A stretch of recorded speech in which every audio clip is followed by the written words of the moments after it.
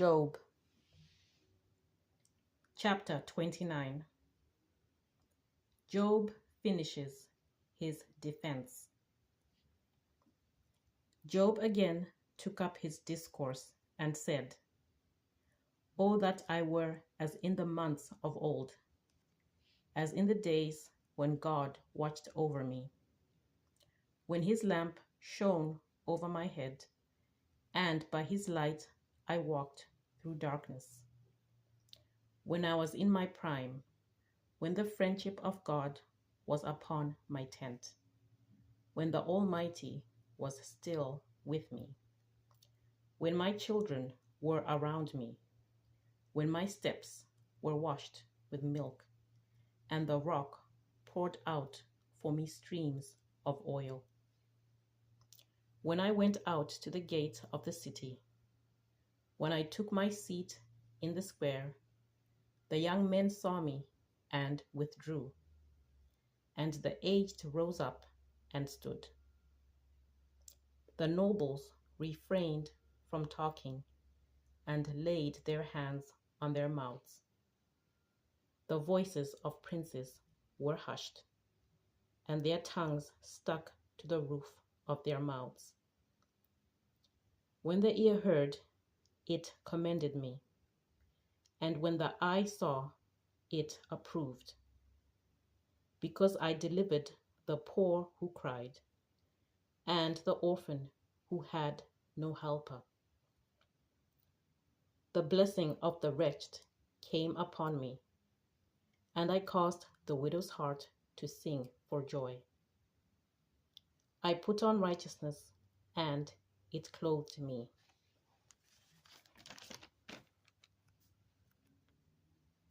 My justice was like a robe and a turban. I was eyes to the blind and feet to the lame. I was a father to the needy, and I championed the cause of the stranger. I broke the fangs of the unrighteous and made them drop their prey from their teeth. Then I thought, I shall die in my nest, and I shall multiply my days like the phoenix. My roots spread out to the waters, with the dew all night on my branches. My glory was fresh with me, and my bow ever new in my hand.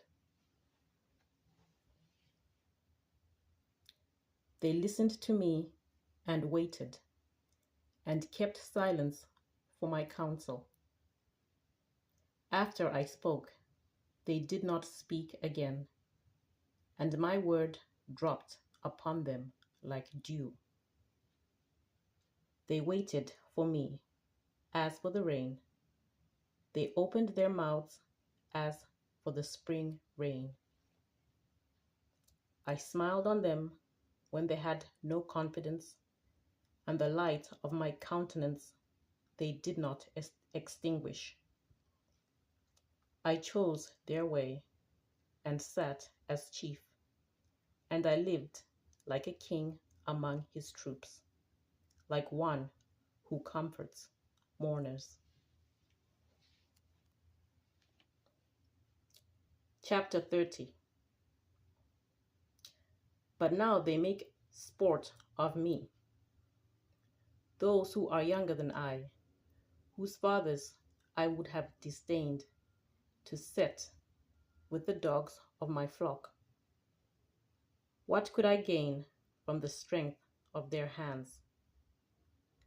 All their vigor is gone. Through want and hard hunger, they gnaw the dry and desolate ground. They pick mallow and the leaves of bushes, and to warm themselves, the roots of broom. They are driven out from society. People shout after them as after a thief. In the gullies of wadis they must live, in holes in the ground and in the rocks. Among the bushes they bray, Under the nettles they huddle together, a senseless, disreputable brood. They have been whipped out of the land.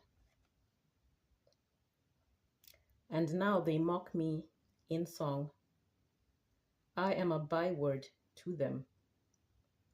They abhor me. They keep aloof from me. They do not hesitate to spit at the sight of me. Because God has loosed my bowstring and humbled me, they have cast off restraint in my presence. On my right hand, the rabble rise up. They send me sprawling and build roads for my ruin. They break up my path. They promote my calamity. No one restrains them. As through a wide breach they come, amid the crash they roll on. Terrors are turned upon me. My honor is pursued as by the wind, and my prosperity has passed away like a cloud. And now my soul is poured out within me. Days of affliction have taken hold of me. The night racks my bones, and the pain that gnaws me takes no rest. With violence he seizes my garment. He grasps me by the collar of my tunic.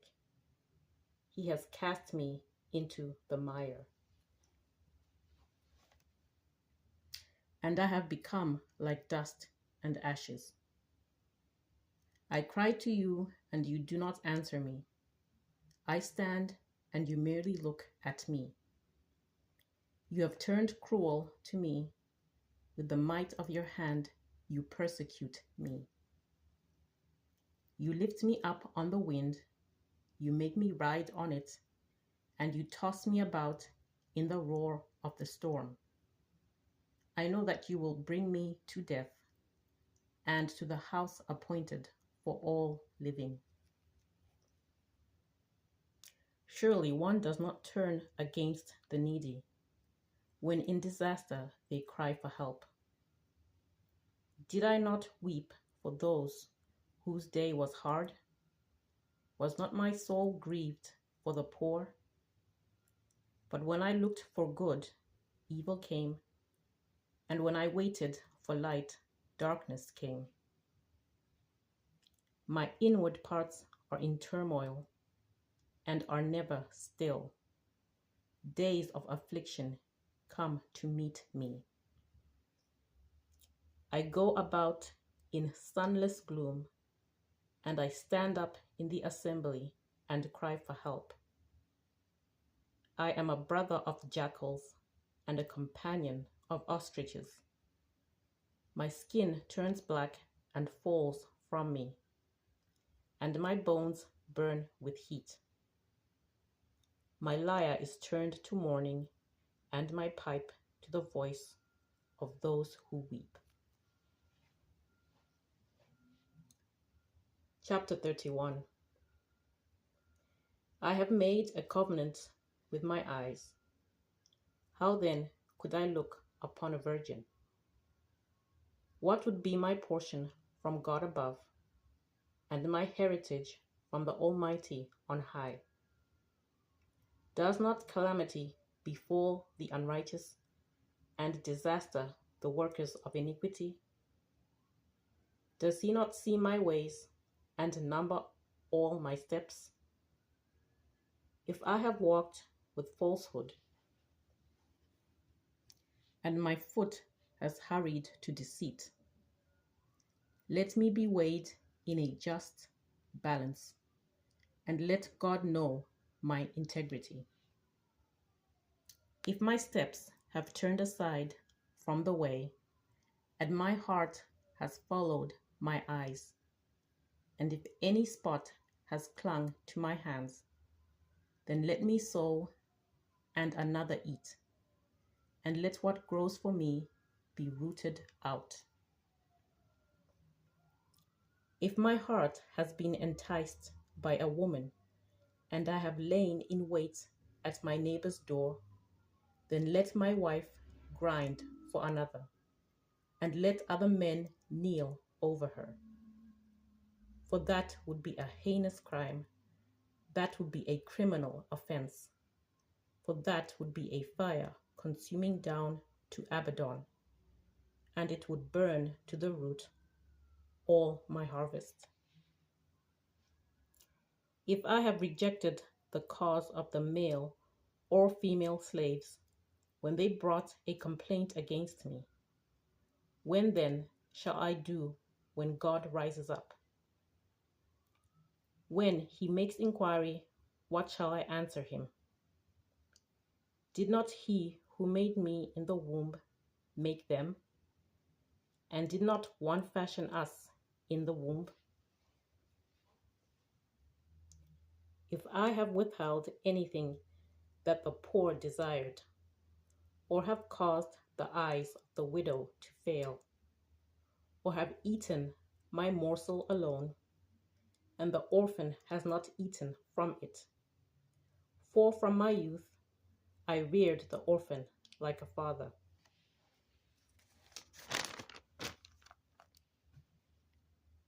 And from my mother's womb I guided the widow.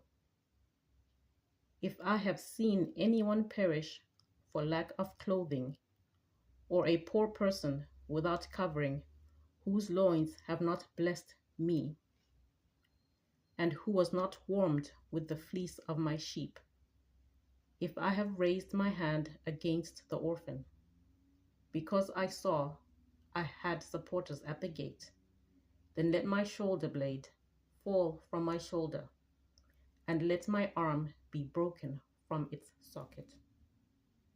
For I was in terror of calamity from God, and I could not have faced his majesty. If I have made gold my trust, or called fine gold my confidence, if I have rejoiced because my wealth was great, or because my hand had gotten much, if I have looked at the sun when it shone, or the moon moving in splendor, and my heart has been secretly enticed, and my mouth has kissed my hand, this also would be an iniquity to be punished by the judges, for I should have been false to God above. If I have rejoiced at the ruin of those who hated me, or exulted when evil overtook them, I have not let my mouth sin by asking for their lives with a curse. If those of my tent ever said, "Oh, that we might be sated with his flesh," the stranger has not lodged in the street. I have opened my doors to the traveler. If I have concealed my transgressions as others do, by hiding my iniquity in my bosom, because I stood in great fear of the multitude, and the contempt of families terrified me, so that I kept silence and did not go out of doors. Oh, that I had one to hear me. Here is my signature. Let the Almighty answer me. Oh, that I had the indictment written by my adversary. Surely I would carry it on my shoulder. I would bind it on me like a crown. I would give him an account of all my steps. Like a prince, I would approach him. If my land has cried out against me, and its furrows have wept together, if I have eaten its yield without payment, and caused the death of its owners, let the thorns grow instead of wheat, and foul weeds instead of barley. The words of Job are ended.